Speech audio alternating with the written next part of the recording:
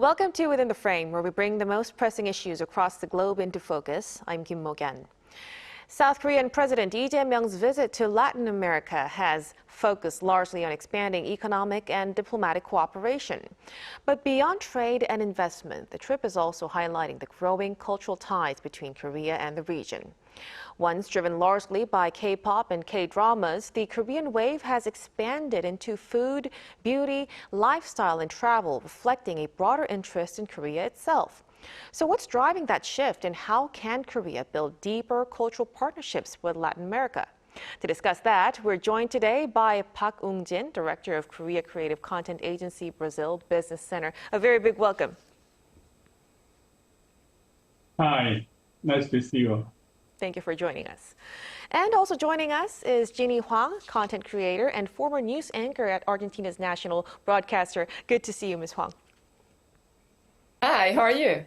Great. Let's start our discussion right away. So first, I want to ask Director Park. So like I've said, President Lee's visit to Latin America comes at a time when interest in Korea is stronger than ever across the region. Could you tell us how meaningful is this visit for advancing cultural ties between Korea and the region? Yeah, I believe this visit is highly meaningful on several levels. First, it gives high-level political recognition to a relationship that has often grown from the bottom up through fans, students, artists, and immigrant communities and cultural organizations. Second, it can help transform public enthusiasm into more institutional and sustainable cooperation, including education programs, cultural exchanges, and creative industry partnerships and joint projects. And because President Lee is visiting several major South American countries, it also sends an important message that Korea sees Latin America not simply as a market for Korean culture, but as a strategic cultural partner. Ultimately, the true significance of the visit will be measured by what follows: sustained cooperation, people-to-people connections, and more opportunities for both regions to create together. Right. So it seems it's clear that this trip is more than diplomacy, and it's also creating new opportunities for cultural engagement as well. Now, let's also bring in Ms. Hwang to the conversation. So going back to when you first became a news anchor in Argentina, I assume many people there were quite unfamiliar with Korea itself. But now I believe Korean culture has become a part of everyday life for many. What do you think has brought such a remarkable change over the years? I think the biggest change has been accessibility. In the past, people had very limited opportunities to discover Korea. Today, digital platforms allow audiences to connect directly with Korean music, dramas, food, and creators. But the success of Hallyu is not only about technology. Korean content combines high quality with universal emotions. People may discover Korea through a song or a drama, but they stay because they identify with the stories, the values, and the people behind them. Right, so more accessibility has allowed people to gain more perceptions about Korea and change their notion on that. Well, exactly. Then, so today, so Hallyu has expanded well beyond K-pop and K-dramas. Then more people are learning also Korean language and also trying Korean food and also trying on Korean cosmetics.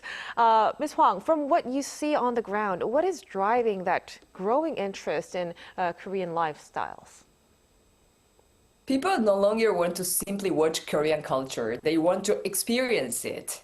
After connecting emotionally with Korean music or dramas, they become curious about the language, the food, beauty routines, and everyday life. Social media has also made the experiences easier to understand and reproduce. For many Latin Americans, Korea represents a combination of tradition, innovation, and attention to detail that feels both different and inspiring. Right. So it's an interesting point that you've mentioned. From watching, people now want to experience it. I believe it's a very big change. Now, as many people have become more interested in Korea itself rather than just Korean entertainment, Director Park, how has the mission of the Korean Cultural Center changed? The role of KOCA, Korea Creative Content Agency, Brazil has evolved significantly as interest in Korean content has grown. In the past, much of our work focused on introducing Korean content and helping local audiences become more familiar with Korea's creative content industries. Today, our role goes far beyond promotion. We now serve as a business and corporation platform connecting Korean content companies with Brazilian broadcasters, platforms, distributors, investors, and creators. We support market entry, business matching, and local partnerships and a better understanding of Brazil's business environment. We are also placing greater emphasis on two-way collaboration, including co-production, IP development, and creative exchanges between Korea and Brazilian companies. Ultimately, KOCA Brazil's role is not simply to bring more Korean content to Brazil. It is to build a sustainable ecosystem in which Korean and Brazilian creators and companies can grow together and create opportunities for the wider Latin American market. Right. As you just mentioned, building a sustainable ecosystem, building lasting cultural ties with Latin America would be very important. Then where do you think we should actually invest in more over the next decade? Above all, Koreans should invest in people and long-term cultural infrastructure. This includes Korean language education, translation, scholarships, student and artist exchanges, and greater support for local teachers, researchers, and cultural professionals. We also need a stronger distribution and professional networks so that Korean books, films, music, games, and other cultural content can reach audiences naturally in Spanish and Portuguese languages. Just as importantly, Korea should build lasting partnerships with local universities, cultural institutions, creators, and companies rather than depending mainly on one-time events. A festival may generate excitement for several days, but a strong network of people and institutions can sustain cultural cooperation for an entire generation. Wow, that seems like a very important point as well. Sustaining interest, it really takes long-term commitment in various sectors. Then, Ms. Hwang, you have often described yourself as a, quote, bridge between Korea and Latin America. So based on your experience, what could help turn people's curiosity about Korea into a genuine and lasting connection? A lasting connection begins with cultural exchange, becomes personal. When this happens, I think that's the point. It is important to explain Korea in a way that is accessible to Latin American audiences, while also respecting its history and cultural context. At the same time, we need to create spaces where people can participate, ask questions, and share their own perspectives. A bridge should work in both directions. It's not only about bringing Korea to Latin America, but also helping Korea better understand Latin America. Right. Then speaking of, preaching and interchanging culture between both countries, Director Park, what are your thoughts on this two-way collaboration? Do you see any potential in that area? Yeah, I see the greatest opportunity in co-production and collaboration within the creative industries. Latin America has extraordinary talent in music, audiovisual production, storytelling, animation, and design games. Korea, meanwhile, has strong production systems, technology, digital platforms, and international networks. By combining these strengths, we can create content that belongs to both regions and has the potential to reach global audiences. There is also a significant room for cooperation in education, literature, cultural heritage, tourism, sports, and digital culture. The future should clearly be two-way. It should not only be about introducing Korean culture to Latin America, We should also create more opportunities for Latin American artists, stories, and cultural perspectives to be experienced in Korea. That is how cultural exchange becomes a genuine partnership. Right. Not only exporting Korean culture and tradition, but also importing what we could learn and experience from other countries. That will be a very important task moving forward. Then, Ms. Hwang, since you're a content creator for your audiences across the globe, what kind of challenges do you still face in introducing Korea to audiences across Latin America? One major challenge is that Latin America is often treated as one single market when it is actually an extremely diverse region. There are also barriers related to distribution, pricing, and access to official cultural content. In some cases, enthusiasm grows faster than the infrastructure needed to support it. We need to localize content, long-term investment, and direct collaborations with professionals who truly understand each country. Right, then, but for our viewers who are not really familiar about the diversity in the region, could you elaborate or give us some examples on how is this localizing supposed to happen? For example, the languages are different. For example, in Brazil, they speak Portuguese. In Argentina, we speak Spanish. And among different other, Spanish-speaking countries, we also have these, I would say, these talks or these languages that are very local and regional. So the context and the meaning could be different. The way we treat to the locals could be different. So the culture could also vary. So I think these kind of, details could be really interesting when you want to invest and when you want to really collaborate with Latin America. Right. So since they have different languages and also different cultures within the region, of course. So it will be important to localize and look on the personalities of each culture, of course. Now, interest in Korean culture is growing rapidly. We have been watching that for years, but maintaining that momentum seems to be another big challenge.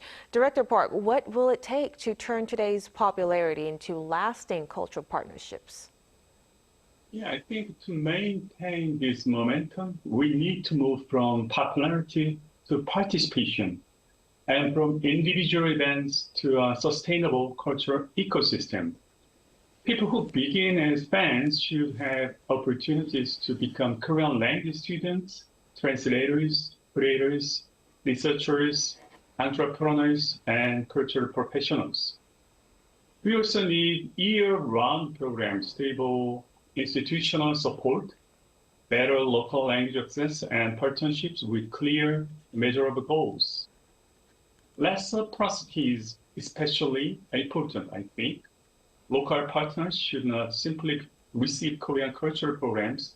They should participate in designing and creating them. When cultural exchange produces a shared ownership, professional opportunities, and lasting human relationships, it becomes strong enough to continue even after individual trends change. That is how today's enthusiasm can become a long-term cultural partnerships.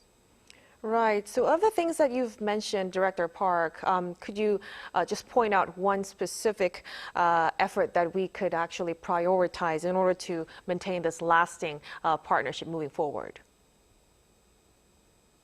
Right. Could you, among the things that you've mentioned, could you just point out one that's the most important? I think the co-production is most important between Korea and Latin America regions. All right.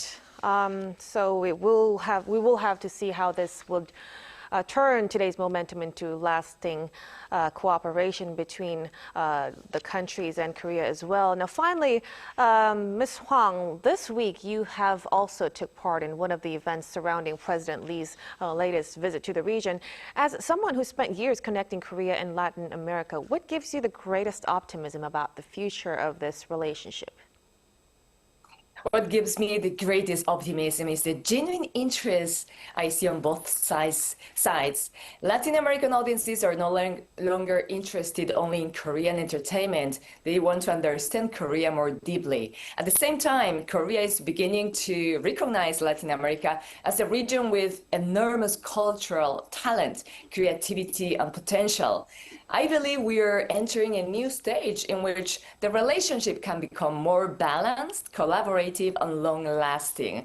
And you're right, in 5 hours, I will have the honor to host one of the cultural events today. Yes, and you've mentioned that this genuine interest, it's a very important factor that's bringing interest in Korean culture as well. But why do you think people have this genuine interest in Korean culture? Oh, I think, this is really curious. And as a Korean myself, I really wanted to know what fans, think about Korean culture, why they love so much. So one time I asked them, why do you love so much Korean culture? And they answered me. And this shocked me. They said, I love Korean values.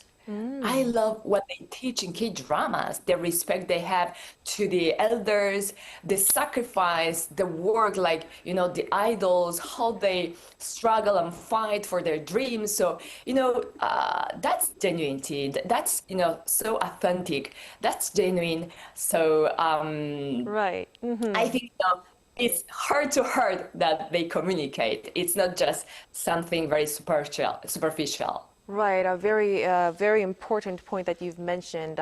People have learned how to appreciate Korean values as well in learning Korean culture, and they have resonated to it. So it's actually bringing a sincere, genuine interest in the country, in the language, and the culture itself. We'll certainly be watching to see how this would lead to the next chapter of relationships moving forward. But as for now, I'll have to leave our discussion right here. Thank you so much for your insights, Ms. Hwang. Thank you. And of course, Director Park, we really appreciate it. Thank you. And that'll be all from us on Within the Frame tonight. Be sure to tune in again next time as we continue to explore the stories that matter. Until then, stay informed and engaged.